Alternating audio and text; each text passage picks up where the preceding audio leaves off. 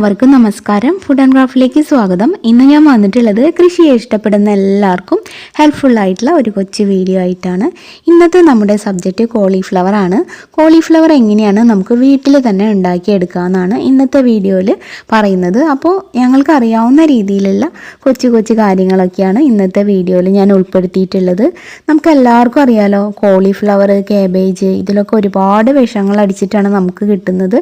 ഇതിൻ്റെയൊക്കെ ഉള്ളിലേക്ക് അങ്ങോട്ട് ആ ഒരു കീടനാശിനികളൊക്കെ അങ്ങോട്ട് ഇറങ്ങി ചെല്ലും. ശരിക്കും അതങ്ങ് മുക്കിയെടുക്കുകയാണ് ചെയ്യാന്നാണ് പറയുക. എത്രയൊക്കെ കഴുകി കളഞ്ഞാലും നമുക്ക് ഫുള്ളായിട്ട് ആ ഒരു കീടനാശിനിയുടെ അംശമൊന്നും കളയാനായിട്ട് കഴിയില്ല.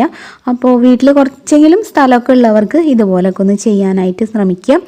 എല്ലാവരും അങ്ങനെയൊക്കെ ചെയ്തു കഴിഞ്ഞാൽ ഈ ഒരു പ്രശ്നത്തിനൊക്കെ ഒരു പരിധി വരെ നമുക്ക് പരിഹാരം ഉണ്ടാക്കാനായിട്ട് പറ്റും. ആദ്യമൊക്കെ കുറച്ച് ബുദ്ധിമുട്ടാണെങ്കിലും പിന്നെ അതിൽ ഫ്ലവറൊക്കെ ഉണ്ടായി നിൽക്കുന്നത് കാണുമ്പോൾ നമുക്ക് ഓട്ടോമാറ്റിക്കലി ഒരു ഇഷ്ടം വരും. പിന്നെയും ചെയ്യാനുള്ളൊരു പ്രചോദനമാവും. അപ്പോൾ അതിനൊക്കെ നിങ്ങളെ ഹെൽപ്പ് ചെയ്യാൻ ഈ ഒരു വീഡിയോയ്ക്ക് കഴിയുമെന്ന് ഞാൻ വിചാരിക്കുകയാണ്. അപ്പോൾ എല്ലാവരും വീഡിയോ മുഴുവനായിട്ട് തന്നെ കാണുക. എങ്കിൽ നമുക്ക് വീഡിയോയിലേക്ക് കടക്കാം. ഞാനിവിടെ കാണിക്കുന്നത് നമ്മൾ തൈ വാങ്ങി കൊണ്ടുവന്നിട്ട് അത് ഗ്രോ ബാഗിൽ വളർത്തിയെടുക്കുന്ന ആ ഒരു മെത്തേഡാണ്. അതാണ് നമുക്ക് കുറച്ചും കൂടി എളുപ്പം. വേണമെന്നുണ്ടെങ്കിൽ നിങ്ങൾക്ക് വിത്തുകളായിട്ടും വാങ്ങിക്കാൻ കിട്ടും. വിത്തുകൾ എന്ന് പറഞ്ഞാൽ ഒരു കടുക് മണി പോലെ ചെറുതായിട്ടാണ് ഉണ്ടാവുക. അത് നമ്മൾ വാങ്ങുകയാണെങ്കിൽ ഒരു 10 മിനിറ്റ് ആദ്യം വെള്ളത്തിലിടണം. എന്നിട്ട് ഒരു ചെറിയ ട്രേയോ അല്ലെങ്കിൽ നമ്മുടെ പ്ലാസ്റ്റിക് കുപ്പീൻ്റെ അടിഭാഗം കട്ട് ചെയ്തിട്ട് ചെറിയ പാത്രം പോലെ ആക്കിയിട്ട് അതിലോ ചകിരിച്ചോറ് ഇങ്ങനെ നിറയ്ക്കുക. എന്നിട്ട് അതിലേക്ക് നമ്മൾ ഓരോ വിത്ത് വീതം വെച്ച് കൊടുക്കുക. ഈ 10 മിനിറ്റ് വെള്ളത്തിൽ ഇട്ടിട്ടുള്ള വിത്താണ് കേട്ടോ പറയുന്നത്. എന്നിട്ട് അതിൻ്റെ മുകളിൽ വീണ്ടും കുറച്ച് ചകിരിച്ചോറോ ഇങ്ങനെ മിക്സാക്കി ഒന്ന് ഇട്ട് കൊടുക്കുക. അപ്പോൾ കുറച്ച് കഴിയുമ്പോൾ ആ വിത്ത് മുളച്ച് വരും. അപ്പോൾ കുറച്ചൊന്ന് പൊന്തി വരുമ്പോൾ നമുക്കത് പറിച്ച് നടാം. അതിനേക്കാൾ എളുപ്പം നമുക്ക് ഇങ്ങനെ തൈ വാങ്ങിയിട്ട് ചെയ്യണതാണ്. കൃഷിഭവനിൽ നിന്നൊക്കെ ഫ്രീ ആയിട്ട് തന്നെ അവർ തൈകൾ തരും. കൃഷി ചെയ്യാനുള്ള സ്ഥലമൊക്കെ ഉള്ളവർക്ക്, കൃഷി ചെയ്യാൻ നമുക്ക് താല്പര്യം ഉണ്ടെങ്കിൽ അവിടെ പോയിട്ട് ചോദിച്ചാൽ മതി, അപ്പോൾ അവർ തരും. അതല്ല നമ്മൾ പ്രൈവറ്റായിട്ട് വാങ്ങുകയാണെങ്കിൽ 3 രൂപയേ വരുള്ളൂ ഒരു തൈക്ക്. അതായാലും നമ്മൾ നല്ല തൈ നോക്കി വാങ്ങിയിട്ട് ഇതുപോലെ ഗ്രോ ബാഗിൽ വളർത്തിയെടുത്താൽ മതി. അപ്പോൾ അതാണ് ഞാൻ ഇന്നത്തെ വീഡിയോയിൽ കാണിക്കുന്നത്. ഞാനിവിടെ ഏകദേശം ഒരു 5 ഗ്രോ ബാഗ് ഫില്ല് ചെയ്യാനുള്ള ഒരു അളവ് വെച്ചിട്ട് നിങ്ങൾക്ക് പറഞ്ഞുതരാം. ഞങ്ങളിപ്പോൾ കുറച്ച് അധികം മണ്ണ് മിക്സാക്കി എടുക്കുന്നുണ്ട്. ഇവിടെ കുറച്ച് അധികം ഉള്ളതുകൊണ്ടാണ്. നിങ്ങൾ അത് നോക്കണ്ട, ഞാൻ പറയുന്ന ഒരളവിൽ എടുത്താൽ മതി.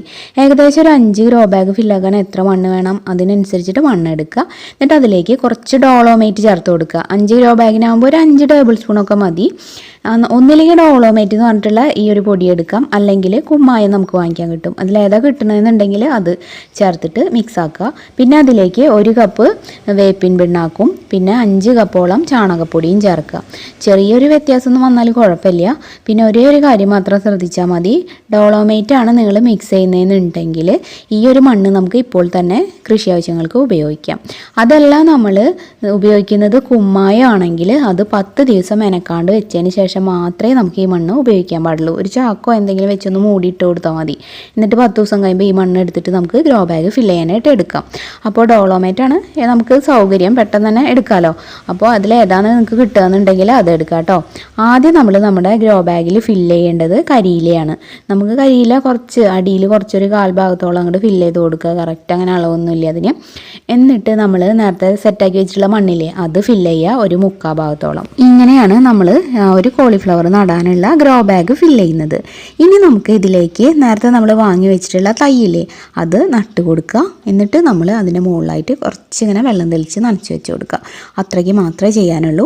ഇനി നമുക്ക് ചെയ്യേണ്ടത് 10 ദിവസം കഴിഞ്ഞിട്ടാണ്. 10 ദിവസം കഴിയുമ്പോൾ നമുക്ക് ഇതിന് വളങ്ങളൊക്കെ ഇട്ട് തുടങ്ങാം. അതുവരെ നനച്ചാൽ മാത്രം മതി. ഇതേപോലെ എല്ലാ ഗ്രോ ബാഗിലും നമ്മൾ വാങ്ങിച്ചിട്ടുള്ള എല്ലാ തൈകളും ഇങ്ങനെ നട്ട് കൊടുക്കുക. എന്നിട്ട് നമ്മൾ വല്ലാതെ വെയിൽ കൊള്ളാത്ത സ്ഥലത്ത് വെക്കുക. അതൊരു മീഡിയം ലെവൽ മാത്രം വെയിൽ മതി. ഒരു 10 ദിവസമൊക്കെ കഴിയുമ്പോൾ തൊട്ട് നമുക്ക് വളങ്ങളൊക്കെ ചെയ്യാനായിട്ട് തുടങ്ങാം. ഞങ്ങളിവിടെ സാധാരണ ഒഴിച്ചു കൊടുക്കാറുള്ളത് ജീവാമൃതമാണ്. ജീവാമൃതം നമ്മുടെ പയർ ഒക്കെ ഇട്ടിട്ട് പഴം ശർക്കരയൊക്കെ ഇട്ടിട്ട് നമ്മൾ ഒരിക്കലും അതിൻ്റെ വീഡിയോ ചെയ്തിട്ടുള്ളതാണ്. കാണാത്തവർ വീഡിയോ കാണാൻ ഞാൻ താഴെ ഡിസ്ക്രിപ്ഷൻ ബോക്സിൽ അതിൻ്റെ ലിങ്ക് കൊടുക്കാം കേട്ടോ. ഇനിയിപ്പോൾ ഈ വീഡിയോയിൽ അതൊക്കെ പറഞ്ഞ ഒരുപാട് ലെങ്ത് ആവില്ലേ, അപ്പോൾ അതിൻ്റെ ആവശ്യമില്ല. അതല്ലാന്നുണ്ടെങ്കിൽ നിങ്ങൾക്ക് ചാണകപ്പൊടി ഇല്ലേ അത് നമുക്ക് വളമായിട്ട് ഇട്ട് കൊടുക്കാം. അതുപോലെ ഇതൊന്നും കിട്ടുന്നില്ലെങ്കിൽ വേപ്പിൻ പിണ്ണാക്ക് അല്ലെങ്കിൽ കടലപ്പിണ്ണാക്ക് എന്നൊക്കെ പറഞ്ഞിട്ട് കപ്പലണ്ടി പിണ്ണാക്ക് എന്നൊക്കെ പറഞ്ഞിട്ട് വാങ്ങാൻ കിട്ടില്ലേ, അത് വാങ്ങിച്ചിട്ട് നമ്മൾ കുറച്ച് വെള്ളം ഒഴിച്ചിട്ട് 2 ദിവസം പുളിപ്പിക്കാനായിട്ട് വയ്ക്കുക. എന്നിട്ട് അതിൻ്റെ തെളി ഊറ്റിയെടുത്തിട്ട് നമ്മൾ വെള്ളവും കൂടെ മിക്സ് ആക്കിയിട്ട് ഇതിനൊക്കെ ഒഴിച്ചു കൊടുക്കാം. അത് എല്ലാ ചെടികൾക്കും വളരെ നല്ലതാണ് പെട്ടെന്ന് വളരാനായിട്ട്. ഇപ്പോൾ വളത്തിൻ്റെ കാര്യം ഏകദേശം മനസ്സിലായില്ലേ. ഇനിയുള്ളത് കീടങ്ങൾ വരാണ്ടിരിക്കാൻ നമുക്ക് എന്താ ചെയ്യാന്നുള്ളതാണ്. അതിന് വേണ്ടിയിട്ട് നമുക്ക് പപ്പായ ഇല സത്ത് നമുക്ക് വളരെ നല്ലതാണ് ഇതിന് ചെയ്യാൻ പറ്റുന്നത്. അപ്പോൾ പപ്പായ ഇല സത്ത് ഉണ്ടാക്കുന്ന വീഡിയോ ഡീറ്റെയിൽഡ് ആയിട്ട് ഞാൻ ചെയ്തിട്ടുണ്ട്. അതിൻ്റെ ലിങ്ക് ഞാൻ താഴെ ഡിസ്ക്രിപ്ഷൻ ബോക്സിൽ കൊടുക്കാം. എന്നാലും ജസ്റ്റ് ഒന്ന് പറയാം. പപ്പായയുടെ ഇല നന്നായിട്ടൊന്ന് അരിഞ്ഞിട്ട് വെള്ളത്തിലിട്ട് വെക്കുക. ഒരു 24 മണിക്കൂർ വെക്കണം. അതിനുശേഷം അത് നന്നായിട്ട് തിരുമ്പി പിഴിഞ്ഞെടുക്കുക. അതിൻ്റെ ഒരു സത്ത് എടുക്കുക. എന്നിട്ട് അതിൽ 4 ഇരട്ടി എത്രയ്ക്ക് സത്താണ് നമുക്ക് കിട്ടിയത് അതിൻ്റെ 4 ഇരട്ടി വെള്ളം എടുത്തിട്ട് മിക്സ് ആക്കുക. എന്നിട്ട് അത് ഇലകളിലൊക്കെ നന്നായിട്ട് സ്പ്രേ ആക്കി കൊടുക്കുക. അത് നമ്മളങ്ങനെ എടുത്തു വയ്ക്കൊന്നും വേണ്ട. ആവശ്യത്തിനുള്ളത് ഉണ്ടാക്കിയാൽ മതി. തലേ ദിവസം ഇത്തിരി വെള്ളത്തിൽ ഇലയിട്ട് വെച്ച് പിറ്റേ ദിവസം തിരുമ്പി എടുക്കാത്ത ബുദ്ധിമുട്ടൊന്നും ഇല്ലല്ലോ. വേറെ ഒന്നും മിക്സ് ആക്കൊന്നും വേണ്ട. മിക്സിയിൽ പോലും അടിക്കേണ്ട ആവശ്യമില്ല. കൈ വെച്ച് തിരുമ്പിയാൽ മാത്രം മതി. അത് എല്ലാം നമുക്ക് വളരെ നല്ലതാണ്. നമുക്ക് നാച്ചുറൽ ആയിട്ടുള്ള രീതിയിൽ കീടങ്ങളൊക്കെ ഓടിക്കാനുള്ള ഒരു വഴിയാണത്. അതുപോലെ തന്നെയുള്ള ഒരു കാര്യമാണ് മുരിങ്ങയിലയുടെ സത്ത്. മുരിങ്ങയിലയുടെ സത്തിൻ്റെ വീഡിയോ ഞാൻ ഓൾറെഡി ചെയ്തിട്ടുള്ളതാണ്. അതിൻ്റെ ലിങ്കും താഴെ കൊടുക്കാം. എന്നാലും അതൊക്കെ പിന്നെ സിമ്പിൾ ആയതുകൊണ്ട് ജസ്റ്റ് ഒന്ന് പറയാം. മുരിങ്ങയുടെ തളിരില എടുക്കുക. എന്നിട്ട് അത് മിക്സിയിൽ അടിച്ച് നന്നായിട്ട് നീരെടുക്കുക. എന്നിട്ട് അതിൻ്റെ 30 ഇരട്ടി വെള്ളം ചേർത്തിട്ടാണ് നമ്മൾ ഇലകൾക്കൊക്കെ സ്പ്രേ ആക്കി കൊടുക്കുക. അതിൻ്റെ കടക്കയിൽ ഒഴിക്കുക. അപ്പോൾ വളരെ എഫക്റ്റീവാണ് അത്. കടക്കയിൽ ഒഴിക്കുന്നതുകൊണ്ട് ചെടിക്ക് നല്ലൊരു വളർച്ച ഉണ്ടാവും. കീടബാധ ഇല്ലാണ്ടിരിക്കും. ഇലകളൊക്കെ നന്നായിട്ട് വളരുകയും ചെയ്യും. പക്ഷെ എല്ലാവർക്കും മുരിങ്ങയുടെ ഇല കിട്ടാൻ കുറച്ച് പാടാണ്. എന്നാലും കിട്ടുന്നവരെ അത് ചെയ്ത് നോക്കുക കേട്ടോ. നമ്മൾ നന്നായിട്ട് കെയർ ചെയ്താൽ മാത്രമേ തന്നെ നമുക്ക് നല്ല ഇങ്ങനെ ഫ്ലവറുകളായിട്ട് കിട്ടുള്ളൂ. അല്ലാണ്ട് ശ്രദ്ധിക്കാതിരുന്നാൽ ശരിയാവില്ല. എല്ലാ ആഴ്ചയും നമ്മൾ വളങ്ങൾ എന്തെങ്കിലുമൊക്കെ ഇട്ടുകൊണ്ടിരിക്കണം. അപ്പോഴേ കറക്റ്റ് നല്ലൊരു വലിപ്പത്തിലും ഒക്കെ നമുക്ക് നല്ല പൂക്കളായിട്ട് കിട്ടുള്ളൂ. ഞങ്ങളിവിടെ സാധാരണ രാസവളങ്ങളൊന്നും അധികം ഉപയോഗിക്കാറില്ല. നാച്ചുറലായിട്ടുള്ള കാര്യങ്ങൾ തന്നെയാണ് ചെയ്യുന്നത്. അതിന് വേണ്ടിയിട്ടാണല്ലോ നമ്മൾ വീട്ടിലും ഇങ്ങനെ കൃഷി ചെയ്യണത്. പിന്നെ അവിടെയും നമ്മൾ രാസവളങ്ങളൊക്കെ വല്ലാതെ ഉപയോഗിച്ചാൽ പിന്നെ കാര്യമില്ലല്ലോ. അതുകൊണ്ട് തന്നെയാണ് ഞാൻ ഈ വീഡിയോയിൽ പറഞ്ഞിട്ടുള്ളതൊക്കെ പ്രകൃതിദത്തമായിട്ടുള്ള കാര്യങ്ങൾ തന്നെയാണ്. ഒരു കോളിഫ്ലവറിൻ്റെ തൈ നട്ടിട്ട് നമുക്കൊരു 45 ദിവസമൊക്കെ ആകുമ്പോഴേക്കും അതിൽ നിന്ന് പൂവ് വരാനായിട്ട് തുടങ്ങും. പിന്നെ ഒരു 60 ദിവസമൊക്കെ ആകുമ്പോഴേക്കും ആ പൂവ് നല്ല വലിപ്പമൊക്കെ വെച്ചിട്ടുണ്ടാവും.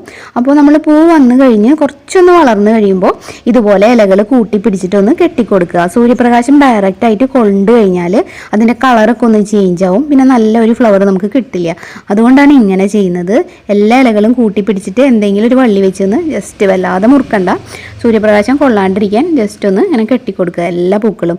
ഇതിപ്പോൾ കുറച്ചൊന്ന് വൈകി കെട്ടാനായിട്ട് നിങ്ങൾ ഇതിനേക്കാളും മുമ്പ് തന്നെ കെട്ടാനായിട്ട് നോക്കുക. നല്ല ചൂടുള്ള സമയത്ത് നമുക്ക് 2 നേരം നനയ്ക്കാം. അല്ലെങ്കിൽ ഒരു നേരം നനച്ചു കൊടുത്താലും മതി. ശരിക്കും നമ്മുടെ ഈ കോളിഫ്ലവർ എന്ന് പറഞ്ഞാൽ ശീതകാല പച്ചക്കറിയാണ്. തണുപ്പുള്ള സമയത്താണ് ഇത് നമുക്ക് ഉണ്ടായിട്ട് വരിക. ഏകദേശം ഒരു സെപ്റ്റംബർ മുതൽ ഫെബ്രുവരി വരെയൊക്കെയാണ് കോളിഫ്ലവർ നമ്മൾ നട്ടിട്ട് പൂവൊക്കെ നമുക്ക് കിട്ടാനായിട്ട് ഏറ്റവും നല്ലത്. അപ്പോൾ ആ മാസങ്ങളിൽ തന്നെയാണ് നമ്മൾ ഏറ്റവും നന്നായിട്ട് ഇത് നമുക്ക് വളർത്തിയെടുക്കാൻ നല്ലത് കേട്ടോ.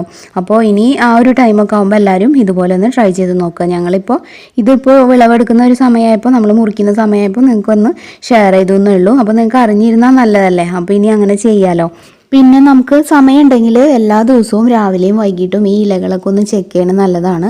ചെറിയ ചെറിയ പുഴുക്കളൊക്കെ അതിൽ വന്നിരിക്കുന്നുണ്ടെങ്കിൽ നമുക്ക് ഒരു വടി വെച്ച് തന്നെ തട്ടി കളയാവുന്നേ ഉള്ളൂ. വലിയ ഇലകളല്ലേ, അപ്പോൾ നോക്കാനൊക്കെ കുറച്ച് എളുപ്പമാണ്. പിന്നെ ഒരുപാടൊക്കെ ഉണ്ടെങ്കിലാണ് അതൊക്കെ ബുദ്ധിമുട്ടായിട്ട് വരുള്ളൂ. നമ്മൾ വീട്ടിലെ പച്ചക്കറി തോട്ടത്തിലൊക്കെ നമുക്ക് മനസ്സ് വെച്ച് ഒന്ന് ചെക്ക് ചെയ്ത് തട്ടിക്കളയാവുന്നേ ഉള്ളൂ. പിന്നെ അതുപോലെ തന്നെ ഒരാഴ്ചയിൽ ഒരിക്കലും എന്തായാലും വളങ്ങളൊക്കെ ഇട്ട് കൊടുക്കുക. 2 ആഴ്ച കൂടുമ്പോൾ വേപ്പിൻ പിണ്ണാക്കൊക്കെ ഒന്ന് ഇട്ട് കൊടുക്കുകയാണെങ്കിൽ അധികം കീടങ്ങളൊന്നും വരാണ്ടിരിക്കാനത് വളരെ നല്ലതാണ്. അപ്പോൾ ഇത്രയ്ക്കൊക്കെയാണ് കോളിഫ്ലവർ കൃഷിയെക്കുറിച്ചുള്ള നമ്മുടെ കൊച്ചു കൊച്ചു അറിവുകൾ. ഇതൊക്കെ നിങ്ങൾക്ക് ഹെൽപ്ഫുൾ ആയിട്ടുണ്ടാവും എന്ന് വിചാരിക്കുന്നു. കോളിഫ്ലവർ നമ്മൾ നടുന്ന ആ ഒരു മണ്ണിൽ കുമ്മായം ചേർക്കുന്ന സ്റ്റെപ്പില്ലേ, അതെന്തായാലും എല്ലാവരും ചെയ്യണം. എന്നാലേ കറക്റ്റായിട്ട് നല്ല ഹെൽത്തി ആയിട്ടുള്ള ഫ്ലവർ നമുക്ക് കിട്ടുള്ളൂ. അത് വളരെ ഇമ്പോർട്ടൻ്റ് ആയിട്ടുള്ള ഒരു സ്റ്റെപ്പാണ്. അപ്പോൾ എന്ത് വളം കിട്ടിയില്ലെങ്കിലും നിങ്ങൾക്ക് ചാണകപ്പൊടി ഇപ്പോൾ വാങ്ങിക്കാനായാലും കിട്ടുമല്ലോ. അപ്പോൾ അത് വാങ്ങിച്ചൊക്കെ ഇട്ട് കൊടുക്കുക. പിന്നെ നഴ്സറിയിൽ നിന്നും നിങ്ങൾക്ക് നല്ല തൈകൾ വാങ്ങാൻ പറ്റും. അതുപോലെ കൃഷിഭവനിൽ നിന്ന് കിട്ടും. അല്ലെങ്കിൽ അവരോട് ചോദിച്ചാൽ എവിടെ നിന്നാണ് കിട്ടുകയെന്ന് അവർ പറഞ്ഞു തരും. അപ്പോൾ മനസ്സുണ്ടെങ്കിൽ എല്ലാവർക്കും ചെയ്തു നോക്കാവുന്ന കാര്യമാണിത്. പണ്ടൊന്നും നമ്മുടെ കേരളത്തിലൊന്നും ആരും കോളിഫ്ലവർ അധികം ഉണ്ടാക്കിയിരുന്നില്ല, പ്രത്യേകിച്ച് വീടുകളിലൊന്നും. ഇപ്പോൾ എല്ലാവരും അതിനൊക്കെ ശ്രമിക്കുന്നുണ്ട്. അത് വളരെ നല്ല കാര്യമാണ്. അപ്പോൾ എല്ലാവരും അവനവനെ കൊണ്ട് പറ്റുന്ന രീതിയിൽ കുറച്ച് പച്ചക്കറികളൊക്കെ വീട്ടിലെ അടുക്കളത്തോട്ടത്തിൽ തന്നെ ചെയ്യാനായിട്ട് നോക്കുക.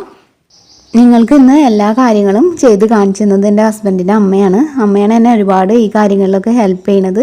അപ്പോൾ ഈ വീഡിയോ നിങ്ങൾക്ക് എല്ലാവർക്കും ഹെൽപ്ഫുൾ ആയിട്ടുണ്ടാവും എന്ന് വിചാരിക്കുന്നു. വീഡിയോ നിങ്ങൾക്ക് ഇഷ്ടമാവുകയാണെങ്കിൽ എന്തായാലും ഈ വീഡിയോന് ഒരു ലൈക്ക് തരണം. ഈ വീഡിയോ നിങ്ങളുടെ ഫ്രണ്ട്സിനും റിലേറ്റീവ്സിനും ഒക്കെ ഒന്ന് ഷെയർ ചെയ്ത് കൊടുക്കണം. അതുപോലെ പുതുതായിട്ട് ആരെങ്കിലും നമ്മുടെ ചാനൽ ഇപ്പോൾ കാണുന്നുണ്ടെങ്കിൽ ഒന്ന് സബ്സ്ക്രൈബ് ചെയ്തിട്ട് സപ്പോർട്ട് ചെയ്യണം കേട്ടോ. സബ്സ്ക്രൈബ് ചെയ്യുമ്പോൾ ബെല്ലൈക്കൺ ക്ലിക്ക് ചെയ്യുക. അതിനോടൊപ്പം വരുന്ന ഓൾ എന്നുള്ളൊരു ഓപ്ഷനും എനേബിൾ ആക്കുക. എന്നാലേ കറക്റ്റായിട്ട് നോട്ടിഫിക്കേഷൻസ് ഒക്കെ കിട്ടുള്ളൂ. പിന്നെ ഇപ്പോൾ നോട്ടിഫിക്കേഷൻസ് ഒന്നും കറക്റ്റായിട്ട് ആർക്കും കിട്ടുന്നില്ല എന്ന് പരാതിയുണ്ട്.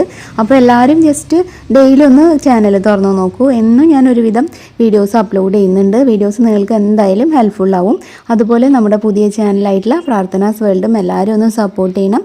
ഇനിയപ്പോൾ നാളെ മറ്റൊരു നല്ല വീഡിയോ ആയിട്ട് എല്ലാവർക്കും ഹെൽപ്ഫുൾ ആയിട്ടുള്ള മറ്റൊരു ഐഡിയ ആയിട്ട് വീണ്ടും വരാം. അതുവരെ എല്ലാവർക്കും നന്ദി. താങ്ക്